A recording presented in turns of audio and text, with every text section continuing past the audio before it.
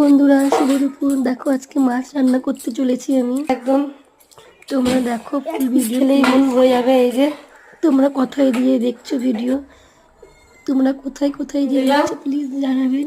আমি বোলপুর দিয়ে, বোলপুরে বাড়ি আমার। ভালো করে মাখিয়ে দিচ্ছি।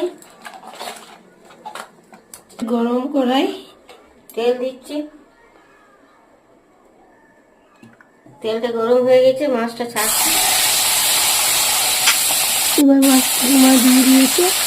যেহেতু মাকে বললাম তুমি মাছটা ভাজো, মাছ ভাজা হয়ে গেছে। ওই তেলে আমি পেঁয়াজ পাঁচফোড়ন দিয়ে দিয়েছি। এবার আমি মশলা দিয়ে দেবো, আদা রসুন দিয়ে শুকনো লঙ্কা পেঁয়াজ। এবার ওই মিক্সির বাটিতে আমি ধুয়ে এই জলটাও দিয়ে দেবো। তো খুব কিউট মিক্সির বাটিতে, তাই না? তো চলো এবার আমি পরিমাণ মতো লবণ হলুদ দিয়ে দেবো। ভালো করে চালবো, একটুখানি চাল নেবো। একটুখানি লঙ্কা গুঁড়ো আছে, একটু আমলাম দিয়ে দিই। দেখো দিয়ে দিয়েছি।